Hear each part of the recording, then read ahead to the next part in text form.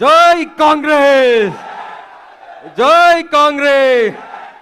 సోనియా గాంధీ గారి నాయకత్వం, రాహుల్ గాంధీ గారి నాయకత్వం, రేవంత్ రెడ్డి నాయకత్వం.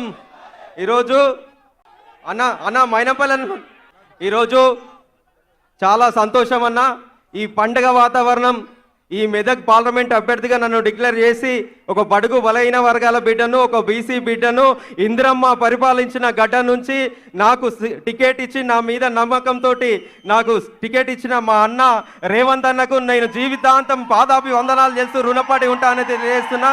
అదేవిధంగా మా దామన్నకు, అదేవిధంగా కొండా సురేఖ అక్కకు, అదేవిధంగా పొంగులేటి సీనన్నకు, మా Medak constituency MLA young dynamic leader Rohit అన్న గారికి, అదేవిధంగా నన్ను మొత్తం 7 సెగ్మెంట్లలో భుజాల మీద వేసుకొని హనుమంతునిలాగా నన్ను సంజీతం లేక మైనంపల్లి హనుమంత్ అన్న గారికి, అదేవిధంగా మా కాటా శ్రీనివాస్ గారికి, ఇన్ఛార్జి గారికి, ఆవుల రాజిరెడ్డి గారికి, పూజాల హరికృష్ణ గారికి, అదేవిధంగా చెరుకు శ్రీనివాస్ రెడ్డి గారికి, డిసిసి ప్రెసిడెంట్ అంజనేయులు గౌడ్ గారికి, నిర్మలా జగ్గారెడ్డి గారికి, మదన్ రెడ్డి గారికి, నర్సారెడ్డి గారికి, అదేవిధంగా ఎన్ఎస్యు కార్యకర్తలకు, యూత్ కాంగ్రెస్ కార్యకర్తలకు, మహిళా కాంగ్రెస్ కార్యకర్తలకు, అందరికీ, అక్కలకు, చెల్లెలకు, అన్నలకు, తమ్ముళ్లకు, మా కాకలకు అందరికీ కూడా పేరు పేరున పాదాభి వందనాలు తెలియజేస్తున్నాను.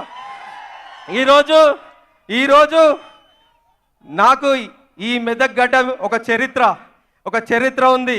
ఇక్కడ నుంచి ఇందిరాగాంధీ గారు పోటీ చేసి ఇక్కడ నుంచి ప్రధానమంత్రి అయిన గడ్డ మెదక్ గడ్డ. ఆ మెదక్ గడ్డ మీద ఈ పేదింటి బిడ్డకు మా రేవంత్ అన్న సహకారంతో ఈరోజు మెదక్ పార్లమెంట్ సీట్ ఇచ్చారు. ఆ సీటును కూడా మన అందరం కూడా మెదక్ జిల్లా ప్రజలందరూ కూడా నన్ను దీవించి కాంగ్రెస్ పార్టీకి ఓటేసి మీ అందరికీ సేవ చేసే భాగ్యం కలిగించాలి. గెలిచిన తర్వాత కూడా 7 సెగ్మెంట్లలో ఇక్కడున్న సిట్టింగ్ ఎమ్మెల్యే రోహిత్ గారిని, అదేవిధంగా ఇన్ఛార్జీలను అందరినీ కలుపుకొని అక్కడ ప్రతి వారంలో ఒక రోజు అదే కాన్స్టిట్యున్సీలో ఉండి ఇద్దరం మన రాష్ట్ర ప్రభుత్వం నుంచి వచ్చే నిధులు, కేంద్ర ప్రభుత్వం నుంచి వచ్చే నిధులు తీసుకొచ్చి ఈ ప్రాంతాన్ని మొత్తం అభివృద్ధి చేసే బాధ్యత తీసుకుంటానని తెలియజేస్తున్నా.